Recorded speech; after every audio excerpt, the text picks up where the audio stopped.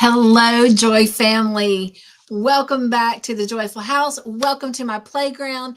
This is playground number 16, weekly share number 1. I know we just met together here in the Joyful House not too long ago this afternoon, but I am already back for a much needed playground update. So I will get this started. Many of you have been waiting so patiently, and I appreciate it. And I appreciate all your text messages, your emails, your phone calls, your comments, all the ways that you have expressed that you love me, you care about me, you're praying for me, and you are so patiently waiting for the update of all the heart tests. I will get into that in just a moment. Just finished having a lovely evening with the Joy team, spending time with them and getting pumped up and excited about our mystery make-along project number 10. We'll be starting it next Monday. We got all the yarn picked out for that. And so I am very, very happy. And through process of elimination, looks like I'm going to be making 3 of those projects. So fun. I need some play dates. I got a lot of crocheting to do. All right. I am here for a little bit more of a serious matter. And while it is serious and it is important, I want you to remain joyful through all of it.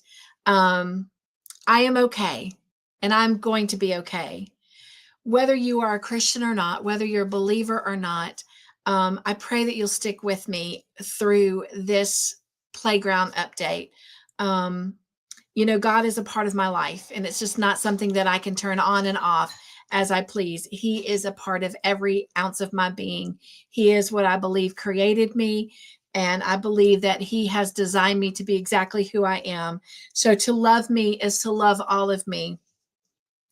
And I am okay, and I will be okay because I am His. And number one, I am uniquely and wonderfully made. He is constantly watching over me, protecting me, providing for me. He is the one who fills my days with joys and blessings. Even though sometimes I feel like I am down as deep as I can be in the valleys, He is constantly pushing me, pulling me, carrying me to the mountaintops. And that is what I choose to focus on. Life is hard for all of us. So by no means do I feel like I'm an exception to the rule. By no means do I feel that my story is more important than another. It's not. But it is my story. It is my life, and it is what I'm going through. And as I hope to leave you at the end of this, we get to choose how we read that story, how that story unfolds, and definitely how we close each and every chapter. So many of you know I've been struggling with my sugar. I am first here to tell you a praise report that my sugar has been doing phenomenal for the last 3 weeks. I have not seen a number higher than 300. So, woo woo. Until yesterday. Now, I would like to tell you that it was because of something I ate. No, I didn't even give myself that luxury. I did put myself in a situation where I probably put on a little bit of undue stress, but nonetheless, I still feel like what I did was important and valuable, and it was right where I needed to be. I have worked very hard today to put myself in non-stressful environments, and I've really taken the day doing exactly what I love. And that is, I've been doing some crocheting and designing today. What? So come check me out on Wednesday for Crochet Heart Project or hashtag Crochet Heart to see what that's all about. So we'll save that for that live. I did go and have all the heart tests done. Many of you are aware that while I was on vacation, I got a note from my doctor, and they asked me to come in. I had been trying to reach out to the endocrinologist for a little over a week and a half, under 2 weeks, and hadn't gotten an answer. And then finally on Tuesday morning on vacation, I finally heard from them, and they said, we don't take care of these kind of situations. even though she told me that going forward, she would take care of all my diabetic needs. She told me that they can't help me. And what I reached out to her about was the fact that my body was swelling, and I could see I was retaining lots and lots of fluid that was causing an substantially quick, rapid weight gain. In 5 weeks' time, I had put on 54 pounds, you guys, and it's all fluid. It's all water weight. And so, long story short, immediately once I got that message, while I was in the portal, I just literally went straight from one doctor to the other. And I left a message with my primary care physician. And I said, please help me. This is getting unbearable. I wasn't struggling to breathe, but I was having issues breathing. I was tiring even faster. I was getting out of breath from just any kind of, extension of my body. Like anything I did just really tired me quickly. I was struggling to carry the weight. At some points, I couldn't even sit up straight. I literally felt like I was pregnant with triplets. And I had done so well to lose the weight in my belly, which is the hardest place to lose. And then all of a sudden, I mean, it's just like my body exploded, like I was with many children. Usually they don't respond to those messages till like 5 or 6 o'clock at the end of their day. And so I was going to wait and go look then. But I was on the phone with my mom, just doing our daily check-in, and she prompted me to just go check. And thank goodness I did. It was 10 minutes to 3 when I got onto the portal and checked and found their message. At 5 minutes till 3, I was off the phone with mom and on the phone with them saying, hey, do you still want me to come in at 3:15? Now, mind you, I'm on vacation, but luckily the town that we were in at the state park that we're at is the same town that my doctor's in. And I'm about 15 minutes from her. And they said, yes, but let's check. So they checked and they were like, yes, please come in immediately. And I said, well, the best I can be there is 3:20 because I'm literally at Billy Dreer Island right now. And they said, well, you need to be here at 3:15, not 3:20. If you get here past 3:15, they can't see you. And I'm like, oh, okay. Well, I went. Well, clearly that wasn't the case because clearly my doctor wanted me there. It was a necessity to have me there. But even if I got there, I had to wait a whole hour before I ever saw her. So anyway, but when she got in there, she was like, I am so glad you reached out to me. She says, I fear that you are in heart failure. And I was like, okay. I didn't get upset. I just said, what do we need to do?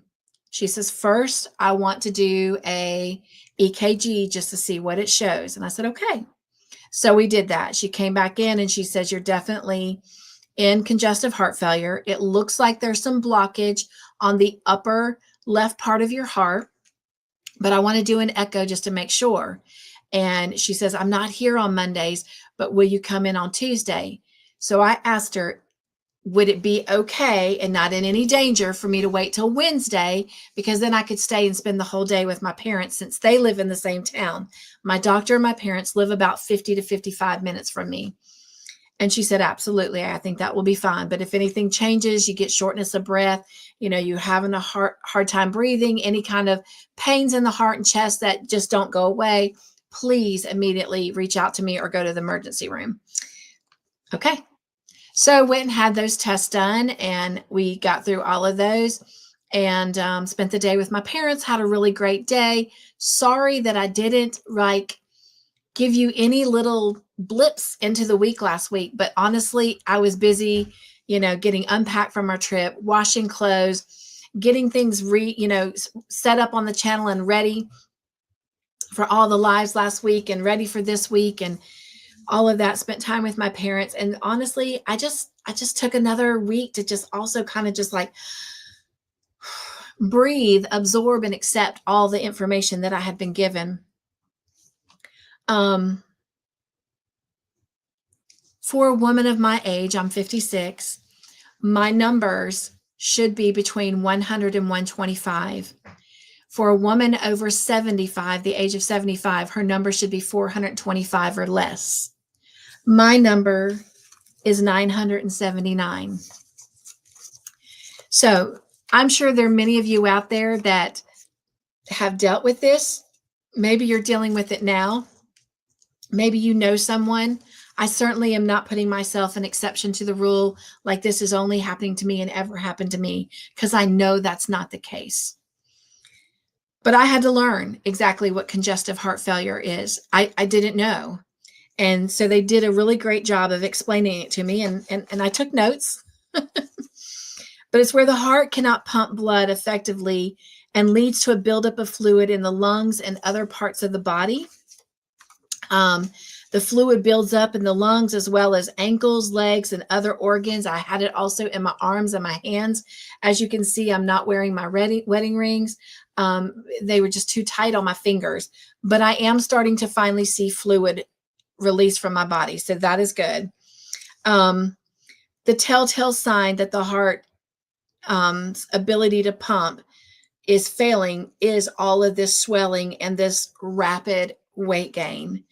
They believe that the difficulty I've been having with my diabetes and these high numbers is what has brought this on. Oftentimes, it could be that something like this, a blockage or something, is what has caused my sugar numbers to be high. But in this case, they believe, because I didn't have swelling in the last previous months, since February when all that began with my sugar, that it is what I've been battling with my sugar that has done this. My heart is just overworked to keep up with, what is going on the other parts of my body. And so, of course, the goal is to keep bringing the sugar down, and it is working. I'm on insulin 4 times a day. And some of you have asked me to kind of share what the process of that is. And honestly, I didn't bring my insulin in here, which I am due to take one. I could have shared that. Maybe I'll do that in another video. But anyway, lost my train of thought. Some of the symptoms that I've had are, the swelling of the legs, the excessive weight gain of the body fluid building up, chest pains, cough, fatigue, shortness of breath, especially at nighttime and during exertion. That was the word I was looking for earlier. Right now, the process is they've got me on a diuretic and they're watching me. They're monitoring how things are going. They told me that once I started the diuretic, I would see a quick loss in that body fluid, and I did not. So my mom suggested that maybe it wasn't strong enough. So for kicks and giggles, for 2 days, I took 2. They're only 25 milligrams. So I took 2, and I've seen a huge difference. So I've reached out and left a message saying, I still have some, but this is what I did. Don't judge, don't fuss, but this is the result. Guide me how to go forward. Is what I'm taking enough? Today, I feel like my hands are closer to normal. I can move my fingers very well. I can grip very well. I can move my feet and my toes. When I look at my feet, they don't look like, fat Fred Flintstone feet. They look rather normal with a little bit of puffiness. So I'm seeing great changes. I did ask them about increasing my exercise, and right now the answer is no. There's a lot of strain on the heart and the lungs right now, and that would not be the best course of action. But definitely try to maintain doing the little bit of exercise that I'm doing, the light walks that we go on. So I'm doing that, and try to stay in non-stressful moments. And so that is easier said than done. I'm definitely staying stress-free and doing things that I love and enjoy, resting when my body says rest. So I'm going to be fine. This is definitely something on the serious side, but I'm hopeful. I'm positive. I am living every day with joy. As many of you know, and as I just shared with the Joy team, because I did share a little bit of this with them, I gave them this update. I've already left this world for 8.5 minutes, and I came back with no brain damage. The only thing that I experience is memory failure, but you know what? We all face that the older we get. So I'm very, very grateful. I know that every day is a gift. Some days are harder than others. And I don't need to tell you that. Many of you, you're going through your own things.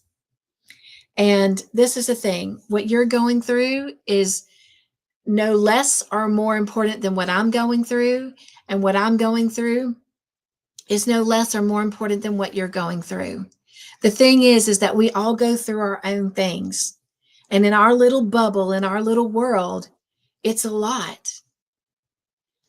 But we have a choice to make.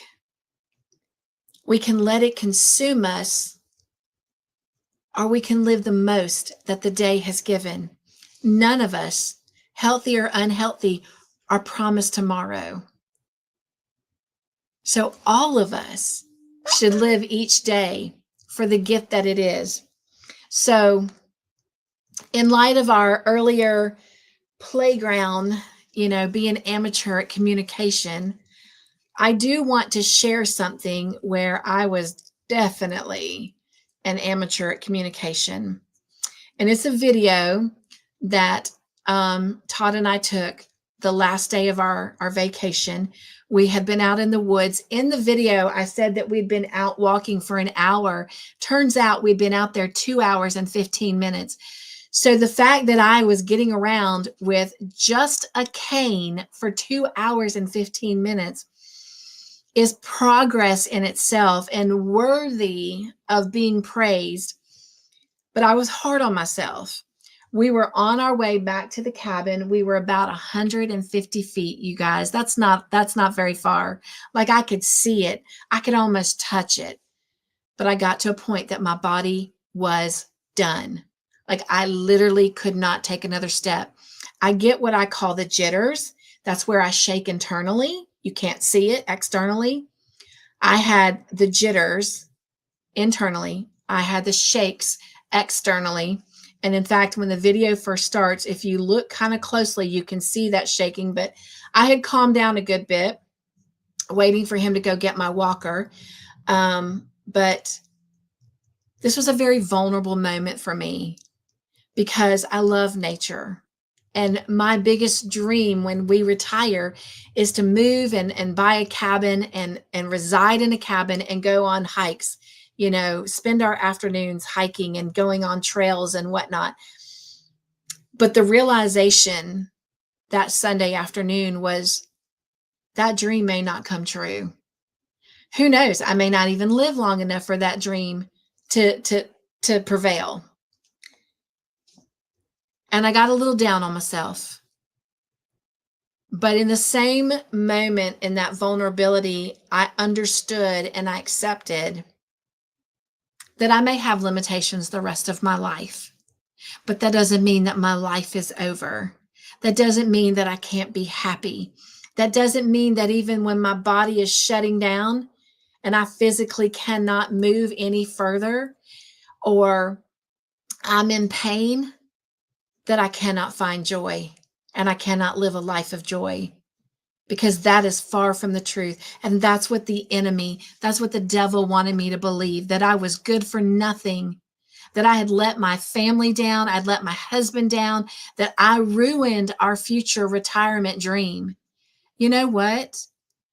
Right now, we're more excited about our future retirement dream, not be buying a cabin and moving there in the woods, but getting an RV and going and camping in different places and maybe traveling the United States and visiting many of you and having our home to come back home to.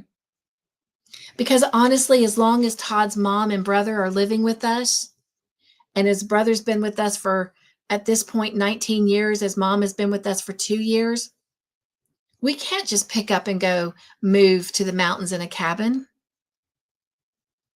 So we've got this home base, and maybe we just take to the traveling because we enjoy that too. Dreams can still be dreams, but look a little different. And that's okay.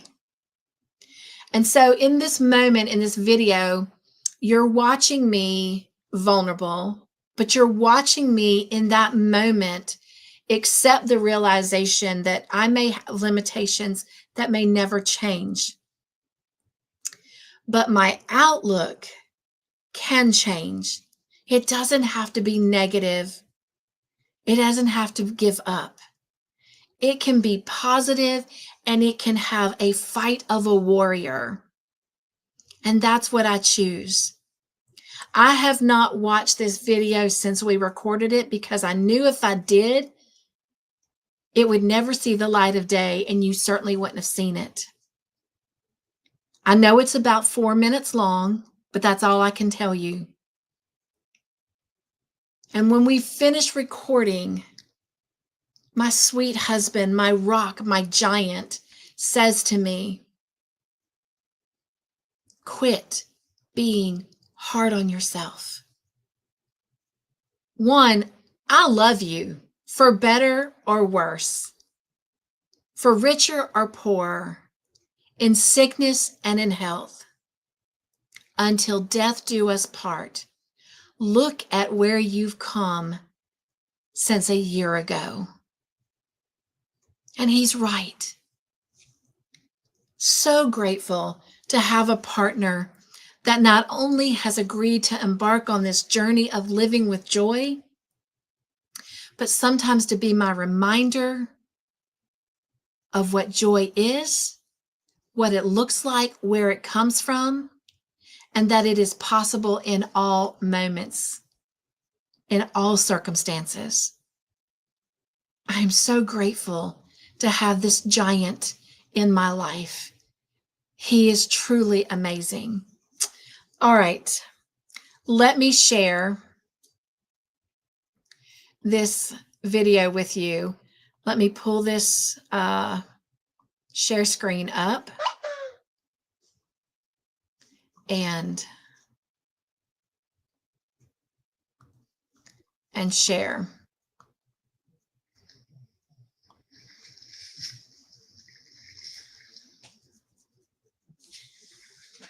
This is hard for me.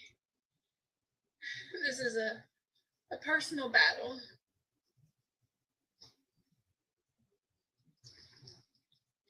I'm in nature, one of my favorite places to be.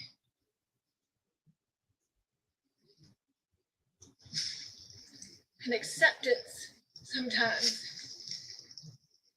is a hard battle in life to conquer. I love nature. I love taking hikes. I love nature trails. I just love being outdoors. Always have. And at heart, always will. Todd and I went on a nature hike today, and I did good. We've been out here a little over an hour. We've stopped and we've rested and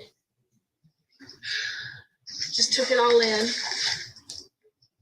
But I got to a point that my body gave out and it was done. And I had to lean up against a tree for him to go hike back to the cabin to get my walker. And the moment I sat down, I started to break down in tears of defeat and anger because my body won't let me do one of the things I enjoy doing the most.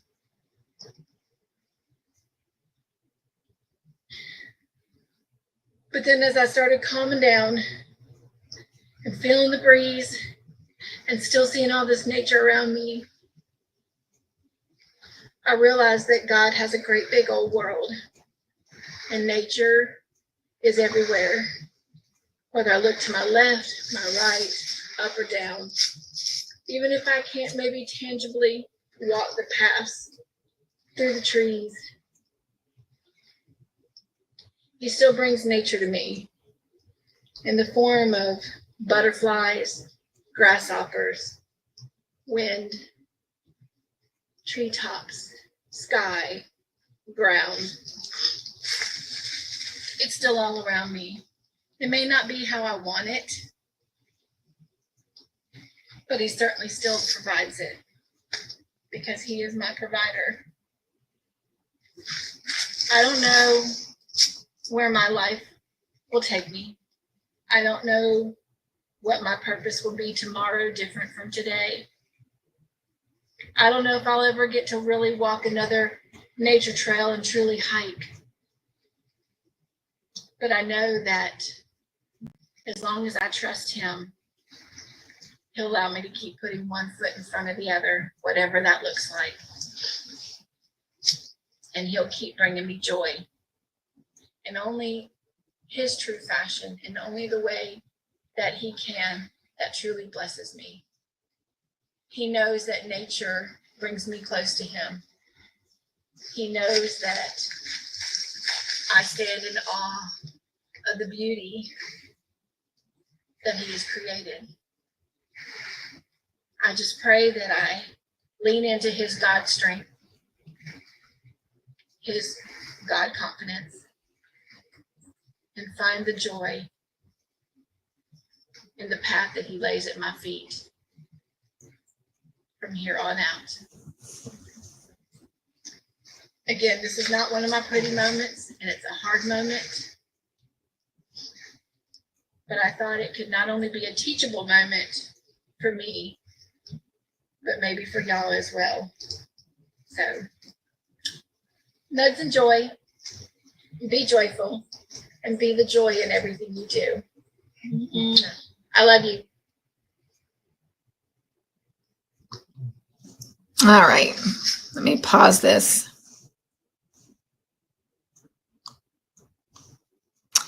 So that is definitely my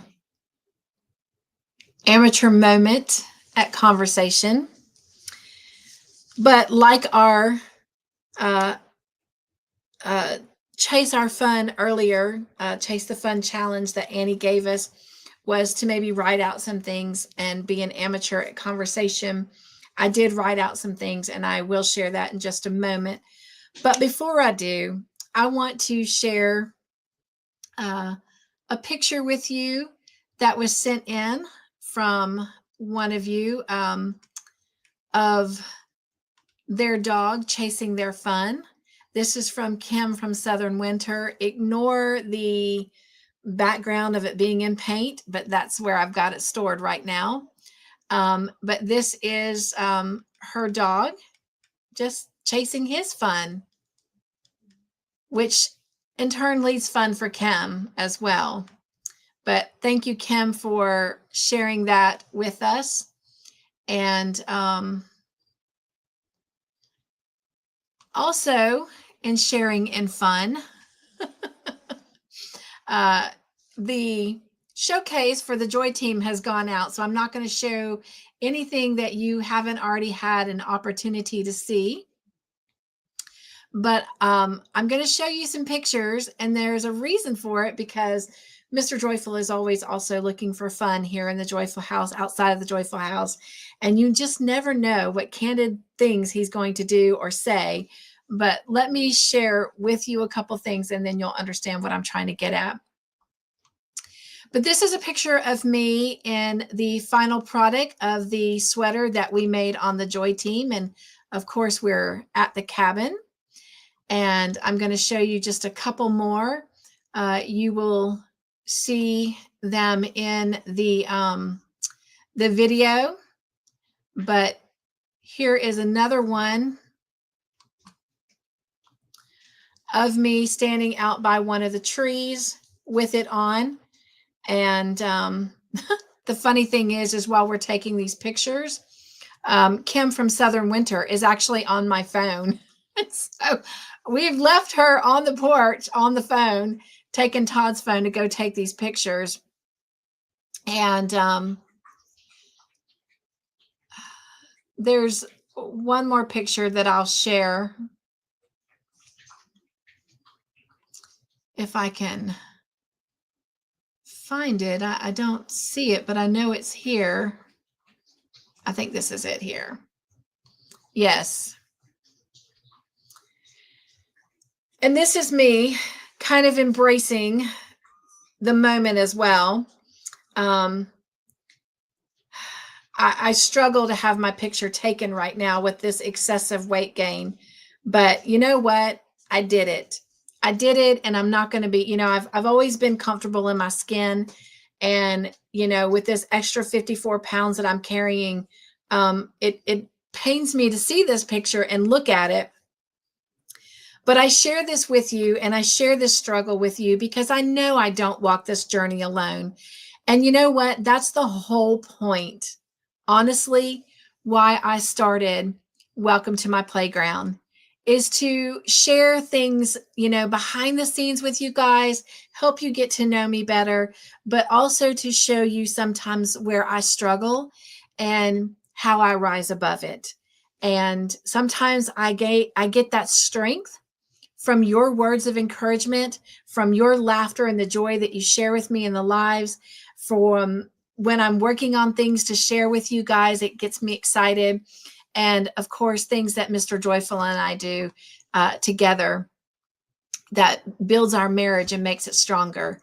But this is the picture that I really, really want you to see. I almost deleted it, and then I thought, no, that's not fair, but Todd's a character, that's for sure. So using AI and all those neat little things that we can do, he took a picture and this is what he did. So I hope this gives you a great laugh, because that's what we need to do. We need to laugh more. In chasing our fun and being joyful, we need to find our laughter.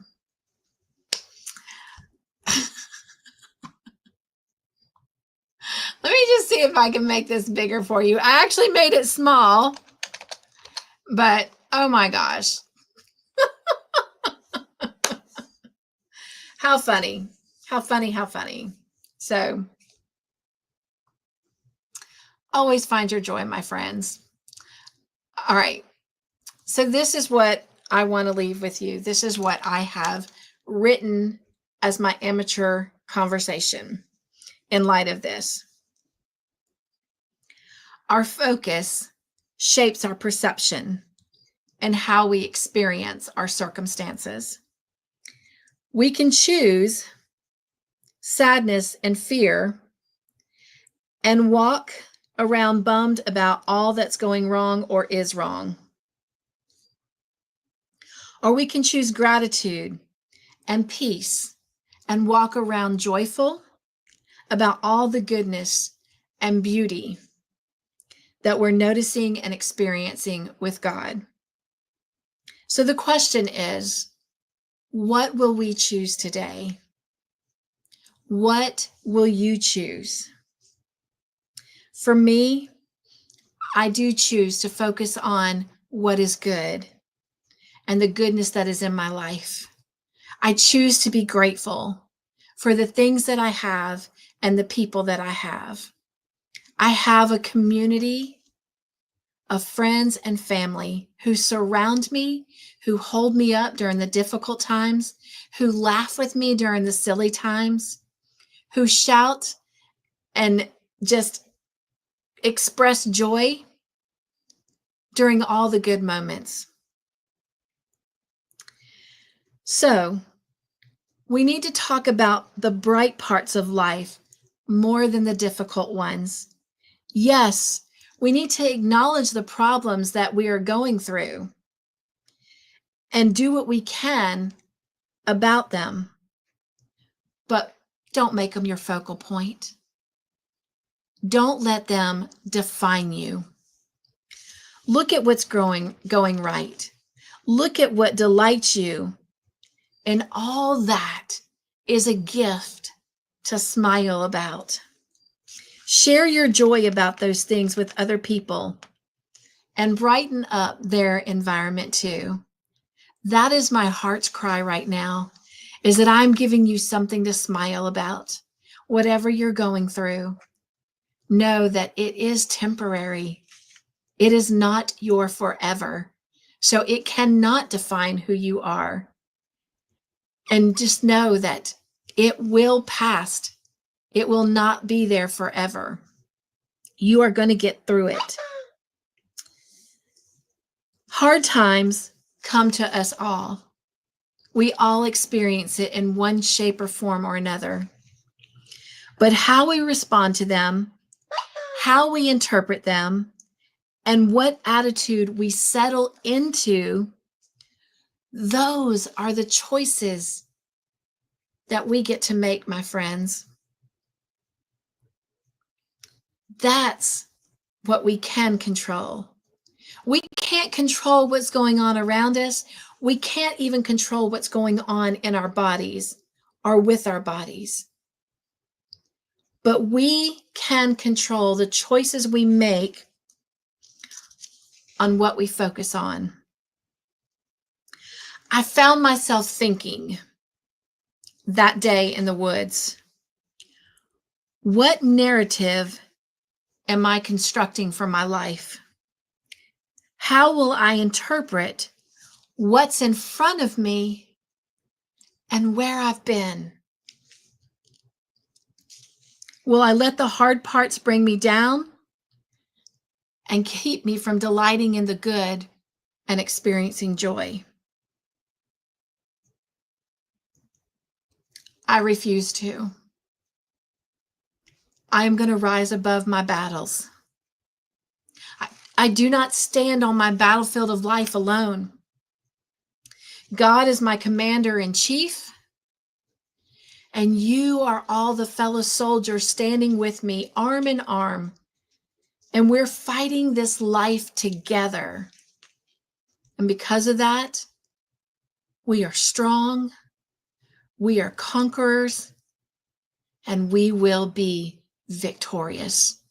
So as friends and family and victors, let us fight this life, not with sorrow and grief and sadness, not with anger and hate, and certainly not with defeat, but with constant, overflowing joy. The story that we tell ourselves about our life will dictate how we view God, how we view ourselves, our own capacity, and our own potential, and ultimately our future. So consider the narrative that you're creating and what you're believing about yourself, the world, and God. Are you seeing him alive and powerful?